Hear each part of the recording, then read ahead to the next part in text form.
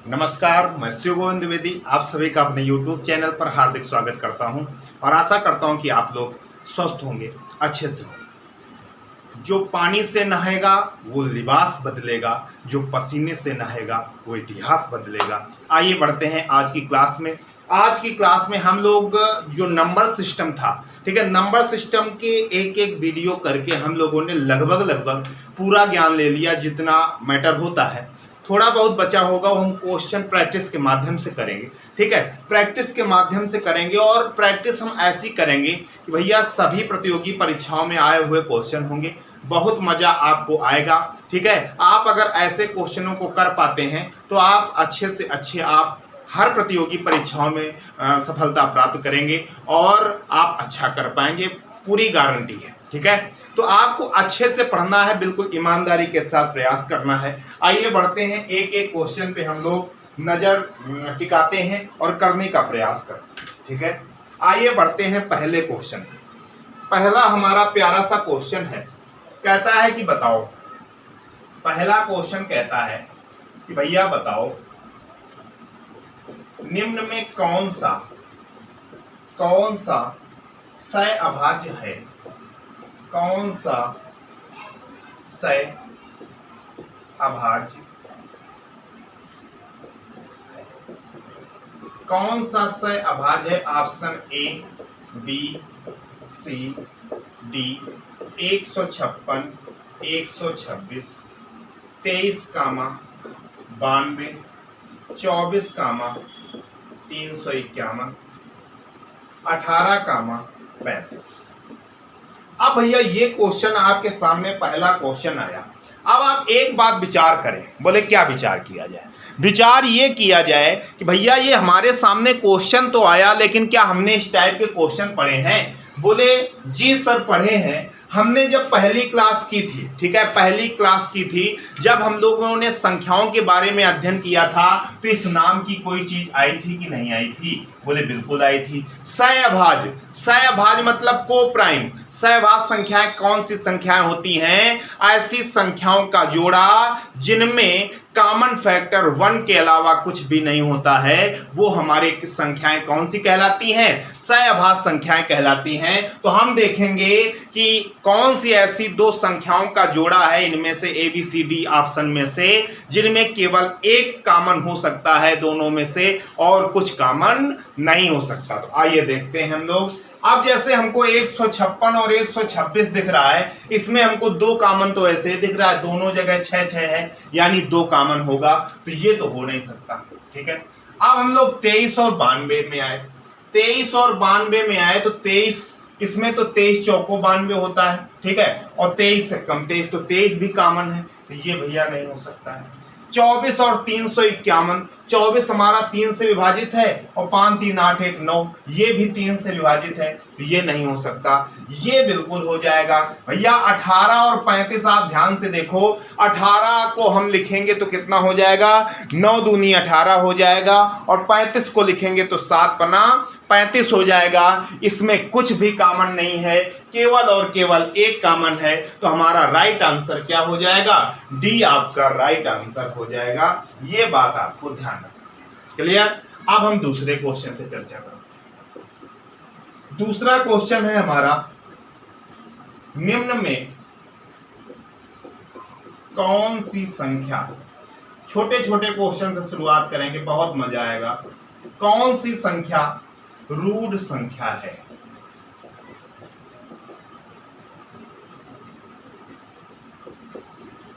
Option A 47, option B 39, option C 51, option D 27। देखो भाई, अब हमने आपको प्राइम संख्याएं बताई थी, अभाज्य संख्याएं बताई थी। अभाज्य संख्याओं को ही रूढ़ संख्याएं बोला जाता है।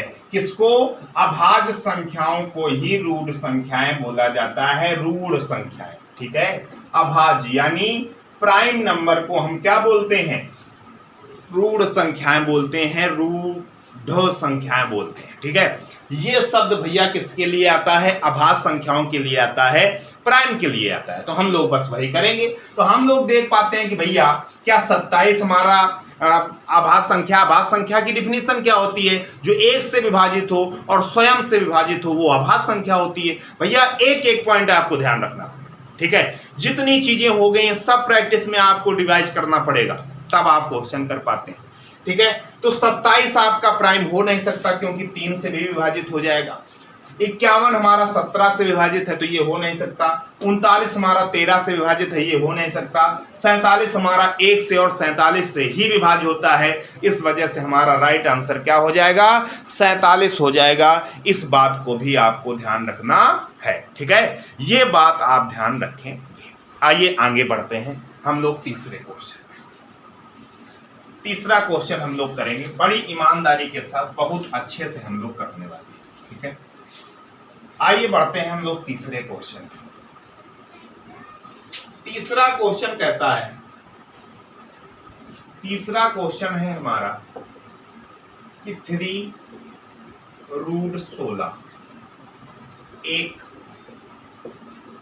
है, ये दिया गया और ऑप्शन ए दिया गया अपरिमेय संख्या, ऑप्शन बी दिया गया काल्पनिक संख्या, तीसरा दिया गया सी पूर्णांक, डी दिया गया अभाज्य संख्या।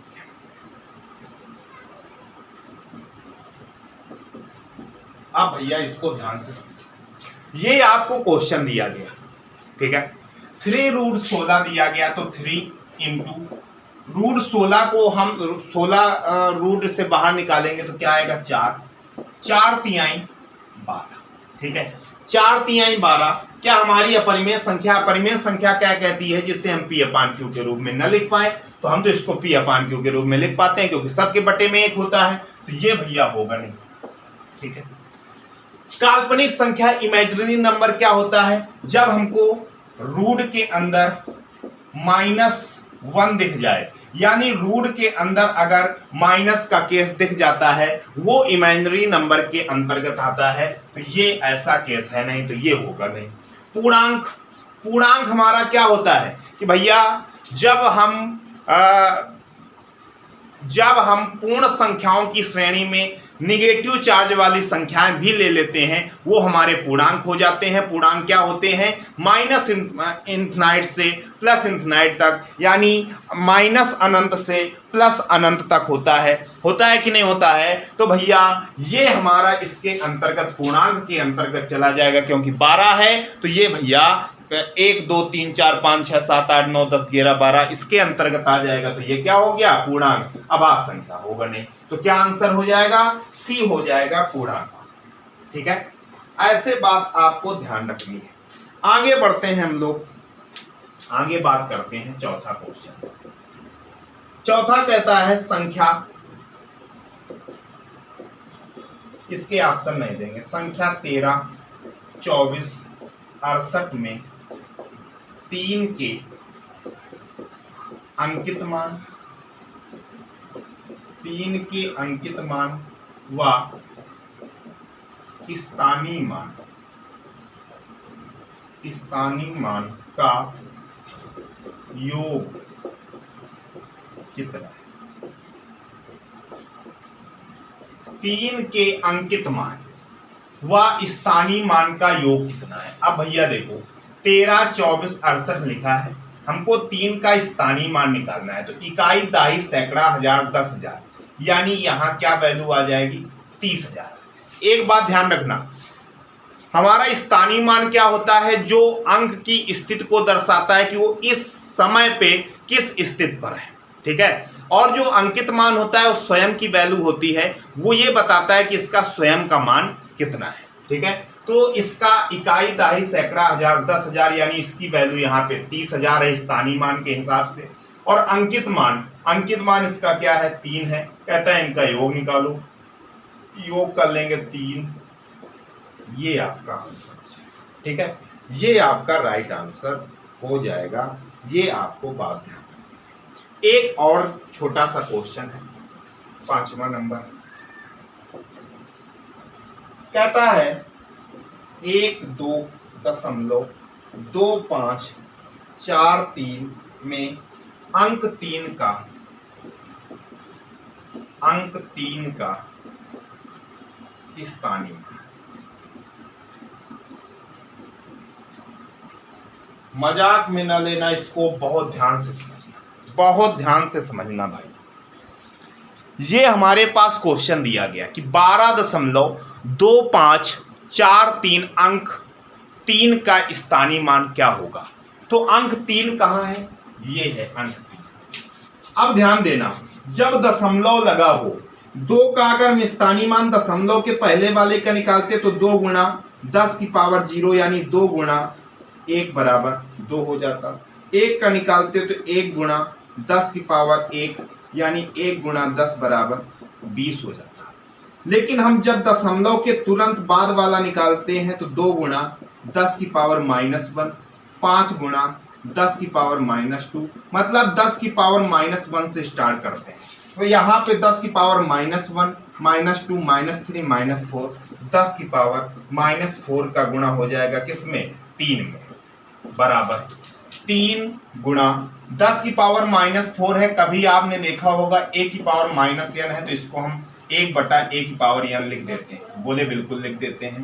तो 10 की पावर -4 है तो 1/10 की पावर 4 ये प्लस में आ जाएगा। तो 3/1 2 3 4 0 ये आपका राइट आंसर हो जाएगा। ये आपका बिल्कुल करेक्ट आंसर हो जाएगा। इस बात को आपको ध्यान रखना है। आप लोग देख पा रहे होंगे, ठीक है? तो ऐसे आपको ध्यान रखना है, ठीक। आगे बढ़ते हैं, हम लोग आगे बात करते हैं। आगे हम लोग अगले क्वेश्चन की बात करते हैं। 5 हो गए हमारे पास क्वेश्चन। अब हम 6वें क्वेश्चन की बात करेंगे। बहुत ध्यान से समझिएगा, बहुत प्यारे प्यारे क्वेश्चन हैं। छोटे छोटे आपके जो डाउट होंगे वो क्लियर होते रहेंगे। इस टाइप के question CTET, super TET, UP TET में बहुत ही बहुतायत मात्रा में पूछे जाते हैं और अन्य प्रतियोगी परीक्षाओं में भी पूछे गए हैं। तो क्वेश्चनों को अगर नज़रअंदाज करने की कोशिश करेंगे तो आप खुद भोग देंगे, ये बिल्कुल बात सही है। आइए बढ़ते हैं। अब हम 6वें नंबर क्वेश्चन, कहता है पहले 100 प्राकृत संख्याओं, पहले 100 प्राकृत संख्याओं में कितनी अभाज्य संख्याएं हैं? कितनी अभाज्य संख्याएं हैं?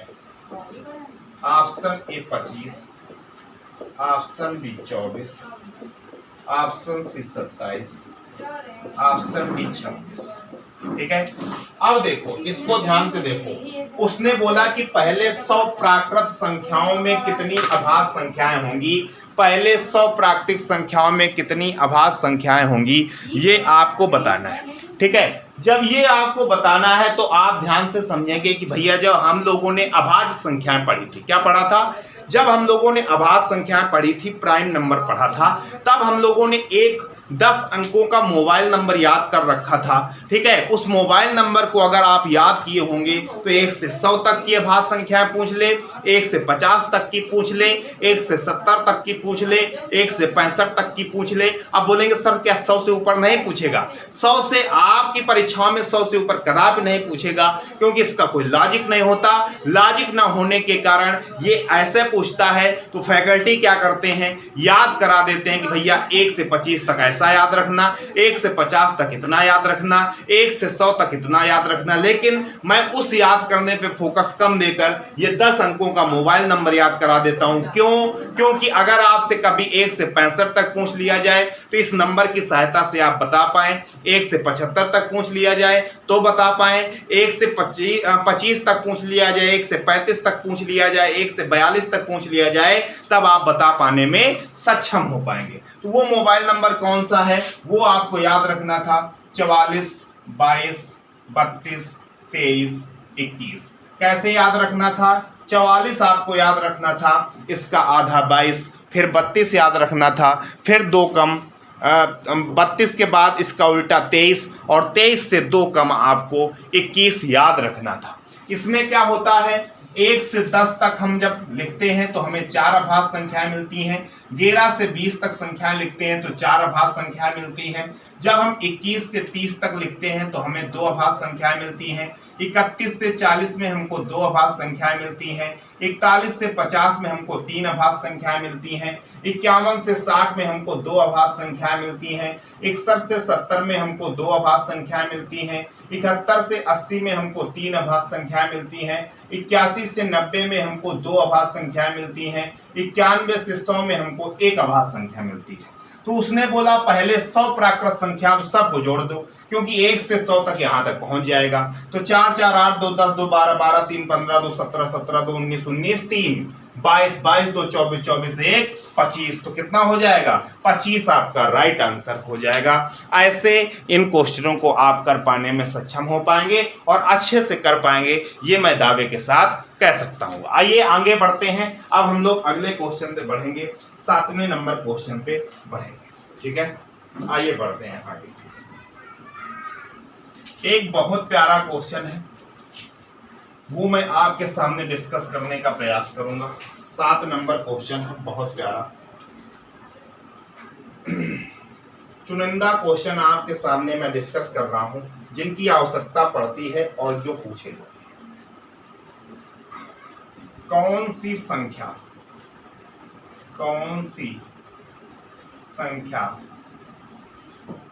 एक परिमेय संख्या है? कौन सी संख्या एक परिमेय संख्या है? Option A, option B, option C, option D. ये 49 ये छोटा सा 4 लिखा है, ये 81 छोटा सा 4 लिखा है, ये 64 छोटा सा 4 लिखा है, ये 62 छोटा सा 4 लिखा है। अब भैया जो छोटा सा 4 लिखा है, इसका मतलब क्या है? ध्यान से देखना। जब हमारे पास ऐसे लिखा जाए तो इसको हम कहते हैं a की पावर 1/2। ठीक है, जब यहाँ पे कुछ न दिखे तब a की पावर 1/2। अगर इसको ऐसे करके ऐसे लिख दिया जाए तो इसका मतलब होता है a की पावर 1/3। अगर ऐसे करके ऐसे लिख दिया जाता है तो इसका मतलब होता है a की पावर 1/4। अगर ऐसे करके ऐसे लिख दिया जाता है तो इसका मतलब होता है a की पावर 1/5। ऐसे आप लिख सकते हैं। ठीक है, तो उसी तरीके से हम इसको भी देखते हैं, ध्यान से देखना। ठीक है, बहुत प्यारा तरीका है, बहुत ध्यान से समझेंगे इस बात को हम लोग। अब उसके बाद हम लोग जब आगे देख पा रहे हैं ना, तो एक चीज समझना, जब ऐसी चीजें हम समझ गए तो उसी तरीके उसी फॉर्मेट पे हम इसको तय करते हैं, लिखते हैं। तो अगर हम इसको लिखना चाहें तो हम लिख सकते हैं 49 की पावर 1/4। बोले ठीक है। इसको हम लिख सकते हैं 81 की पावर 1/4। बोले बिल्कुल लिख सकते हैं। इसको हम लिख सकते हैं 64 की पावर 1/4। बोले बिल्कुल लिख सकते हैं। इसको हम लिख सकते हैं 62 की पावर 1/4। बिल्कुल लिख सकते हैं। अब ये लिखा है तो इसको हम 7 की पावर 2 की पावर 1/4 लिख सकते हैं। इसको हम 3 की पावर 4 की पावर 1/4 लिख सकते हैं। इसको हम 4 चौको 16 चौको 64 4 की पावर 3 की पावर 1/4 लिख सकते हैं। इसको हम 62 की पावर 1/4 लिख सकते हैं। ठीक है, अब देखो 4 से ये 4 पावर कट गई, इसका मान क्या आ गया? 3। और क्या कोई भिन्नात्मक पावर से अलग हट के आ रहा है? 2 दूनी 4, लेकिन पावर 1/2 बनी रहेगी। सम में पावर फ्रैक्शन में बनी रहेगी और यही शुद्ध पावर आ गई, तो इसको हम 3/1 लिख सकते हैं। P/Q के रूप में लिख पाते हैं, वो हमारी क्या होती है? परिमेय संख्या होती है। तो हमारा कौन सा आंसर सही हो जाएगा? बी इसका राइट आंसर हो जाएगा। B is the right answer. ये आपको बात ध्यान रखनी है। क्लियर बात? आगे बढ़ते हैं, आगे हम लोग बात करते हैं इसके आगे।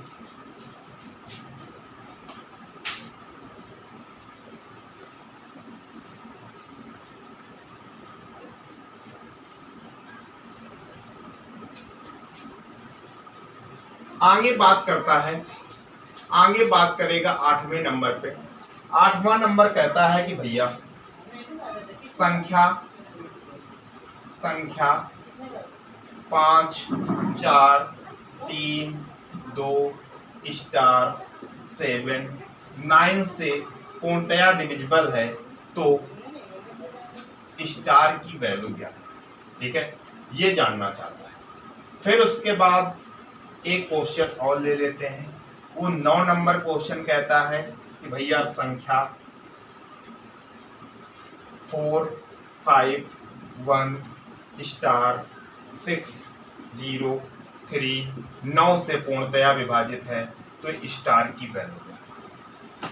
देखो अब हम लोग इसको सॉल्व करने के पक्ष में हैं, तो 9 से विभाजिता क्या कहती है कि दी गई संख्या के समस्त अंकों का योग कर दो। योग अगर 9 से विभाजित पाया गया तो पूरी संख्या 9 से विभाजित मानी जाएगी। 5 4 9 9 3 12 13 14 14 7 21 21 प्लस स्टार, ये हमारा 9 से विभाजित होगा तभी, और दावा कर चुका है कि 9 से विभाजित है, तो यहाँ क्या रख दिया जाए 6, तो स्टार की जगह में अगर हम 6 रख दें तो 21 6 27 और 9 से वो विभाजित हो जाएगा। ये आपका राइट आंसर। इधर आते हैं, इधर हम लोग जब आते हैं तो हम लोगों ने क्या देखा, 5 4 9 9 1 10 10 6 16 16 16 3 19 19 प्लस क्या हो जाएगा स्टार हो जाएगा, और ये किससे विभाजित 9 से विभाजित होना चाहिए। तो भैया 9 तिरका 27 9 दूनी 18, ठीक है, 9 तिरका 27, तो यहाँ पे क्या होना चाहिए 8 होना चाहिए। 19 8 कितना हो जाएगा 27, तो स्टार की जगह में क्या आएगा 8 आ जाएगा और आपका राइट आंसर हो जाएगा। ये बातें आपको ध्यान रखनी थी। क्लियर। एक भैया और कर लेते हैं 11 से विभाजिता वाला, ठीक है, 11 से विभाजिता वाला, 11 से विभाजिता वाला बहुत जरूरी है क्योंकि बहुत ही महत्वपूर्ण नियम है 11 का। आगे बढ़ते हैं, 9 हो गए। 10वां नंबर, 10वां नंबर क्वेश्चन है, कहता है 5 8 2 4 स्टार, ये 11 से पूर्णतया डिविजिबल है तो स्टार की वैल्यू ज्ञात करिए, ये जानना चाहता है। देखो भाई, तो हम लोग क्या करेंगे, 5 2 7 7 प्लस स्टार, 7 प्लस स्टार ये हो गया, 8 4 12 ये हो गया, ठीक है। दोनों का डिफरेंस या तो 0 हो या 11 से विभाजित हो, ठीक है। अगर हम 0 बनाने की कोशिश में पड़े तो स्टार की जगह में क्या आएगा 5 आ जाएगा, यानी स्टार की जगह में 5 आ जाएगा और हमारा काम बन जाएगा। 7 5 12 और 12 में 12 चला जाएगा तो क्या बचेगा 0, तो स्टार की जगह में क्या आ जाएगा 5 आ जाएगा। 5 आपका राइट आंसर हो जाएगा। ऐसे आप लोग इन क्वेश्चनों को कर पाने में सक्षम हो पाएंगे। क्लियर। आगे बढ़ते हैं भाई, आगे बढ़ते हैं, बहुत मजेदार क्वेश्चन है। आगे हम लोग बढ़ते हैं, बात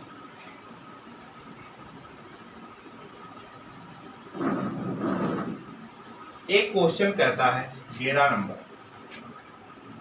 नंबर क्वेश्चन कहता है कि भैया 6 3 5 7 6 स्टार 2 पूरी तरह से 8 से विभाजित है तो स्टार का सबसे छोटा मान, स्टार का सबसे छोटा मान क्या।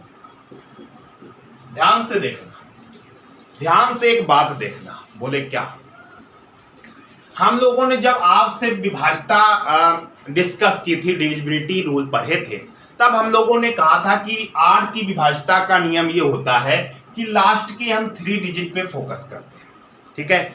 अगर वो 3 डिजिट से बनी संख्या 8 से पूर्णतया विभाजित हो जाए तो पूरी संख्या 8 से विभाजित मानी जाती की थी ना, ठीक है। एक बात हमने फिर उसके रूप में अतिरिक्त रूप से बताई थी, हमने कहा था अगर ये तीसरा वाला डिजिट क्या पाया जाए, इवन पाया जाए, सम पाया जाए। दिख रहा है कि नहीं, बिल्कुल दिख रहा है, बहुत बढ़िया। तीसरा वाला डिजिट अगर आपका इवन पाया जाए, सम पाया जाए, तो शेष 2 अंकों की बनी संख्या में ही 8 से भाग करा देते हैं और भाग अगर चला जाता है तो पूरी संख्या 8 से विभाजित तो मानी जाती है, और वो दावा कर चुका है कि 8 से है विभाजित तो पूरा पूरा भाग चला जाएगा। तो बताओ भैया क्या क्या आता है जिसके लास्ट में 2 आता है, 2 अंकों में पढ़ा पढ़ो 8 का। 8 त्रिका 24, 8 चौको 32, 8 चौको 32 आता है, तो यहाँ पे 3 मान हो जाएगा अगर छोटा मान लिया जाएगा तो, नहीं तो 8 9 72 होता है, 3 होगा या तो 7 होगा, लेकिन हमको छोटा वाला चाहिए तो आंसर क्या 3 हो जाएगा। ठीक है, ऐसी बात आपको ध्यान रखनी है। बात समझ आई कि नहीं आई? बोलो भाई। छोटा मान कहा गया तो हमने उसको छोटा दे दिया, कोई दिक्कत नहीं हुई। आगे बढ़ जाते हैं हम लोग, आगे बात कर लेते हैं। आगे भी भैया बहुत प्यारे प्यारे क्वेश्चन हैं, बहुत अच्छा आनंद आ रहा है। ठीक है, अब 12 नंबर क्वेश्चन हम लोग करते हैं, बहुत ही प्यारा क्वेश्चन है 12 नंबर क्वेश्चन कहता है कि 385x1 3 से विभाज्य है तो x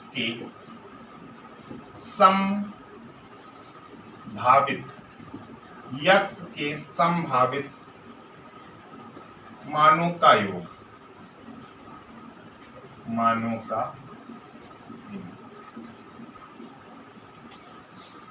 ये बोल रहा है। ठीक है, यक्स के संभावित मतलब यक्स के क्या क्या मान हो सकते हैं अगर ये 3 से विभाजित है तो। ध्यान से देखो, 3 से विभाजिता का पहले रूल लगा देते हैं। 3 से विभाजिता कहती है कि दी गई संख्या के समस्त अंकों का योग करते हैं, योग अगर 3 से विभाजित पाया जाए। 8 3 11 11 5, 8 3 11 11 5 16, 16 1 17, 17 प्लस यक्स, 17 प्लस यक्स 3 से पूर्णतया विभाजित है। ठीक है, 17 प्लस यक्स 3 से पूर्णतया विभाजित है तो पूरी संख्या 3 से विभाजित मानी जाएगी। तो यक्स की जगह में क्या क्या आ सकता है, वो संभावित मान होंगे। तो यक्स का मान हम 1 रख दें, क्या रख दें, यक्स की वैल्यू हम 1 रख दें, तो 17 1 18 हो जाएगा, 3 से विभाजित हो जाएगा। बोले बिल्कुल।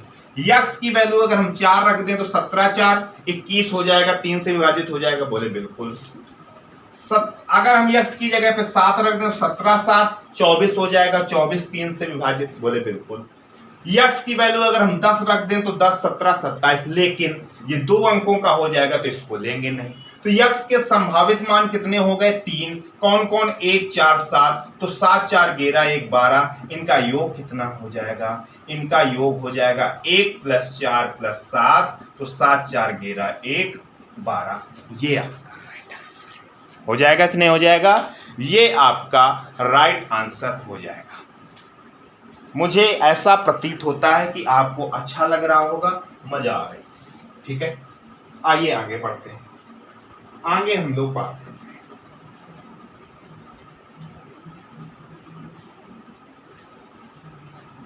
अब एक बहुत मजाक वाला क्वेश्चन है। ठीक है, बहुत ही मजाक वाला क्वेश्चन है, उसको भी हम लोग देखते हैं। 13 नंबर क्वेश्चन, लास्ट क्वेश्चन, प्यारा क्वेश्चन कर लेते हैं इसको। कहता है कौन सी संख्या 18 से विभाजित नहीं, कौन सी संख्या 18 से विभाजित नहीं।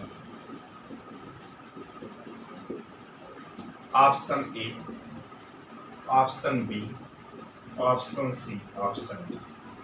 54 0 36, 50 436, 34 0 56, 65 0 43। ठीक है, ये हमारे पास संख्याएं हैं और कह रहा है कि भैया बताओ कि कौन सी 18 से विभाजित नहीं। अब एक बात बता, हम लोगों ने डिविजिबिलिटी रूल पढ़े तो किस दिन के लिए पढ़े हैं, इसी दिन के लिए पढ़े हैं कि जब हमसे क्वेश्चन पूछेगा हम लोग आसानी से उत्तर दे देंगे। ठीक है, हम लोग आसानी से उत्तर उसका दे देंगे। कैसे कैसे दे पाएंगे, देखो ध्यान से। हम लोग देख पा रहे हैं कि भाई अगर हमारे पास ये क्वेश्चन आया कि 18 से विभाजित नहीं है, तो 18 से विभाजित हम देखेंगे हो कौन कौन सकता है। 18 के हमने फैक्टर किए तो 9 × 2, यानी जो संख्या 9 के साथ साथ 2 से भी विभाजित हो, यानी 9 के साथ साथ 2 से विभाजित हो तो पूरी संख्या 18 से विभाजित मानी जाएगी। बोले बिल्कुल। तो अब ये ध्यान से देखो कि पहले 2 से हम चेक करा दें तो 2 से ये विभाजित है, 2 से ये विभाजित है, 2 से ये विभाजित है और 2 से ये विभाजित नहीं है, तो यही 18 से विभाजित नहीं हो सकती। ये बात आपको ध्यान रखनी है, ठीक है, ये आपको ध्यान रखना है। आज के लिए इतना ही रखते हैं। आप ज़्यादा से ज़्यादा लाइक करिएगा, ज़्यादा से ज़्यादा सब्सक्राइब करिएगा, लोगों को और जोड़िएगा और अपने मित्रों के साथ शेयर करिएगा, जिससे हम लोग ज़्यादा से ज़्यादा संख्या में इस परिवार को बढ़ा पाएँ और फिर उसके बाद हम लोग प्रॉपर तरीके से और अच्छे से चीज़ें क्लियर कर पाएँ। धन्यवाद।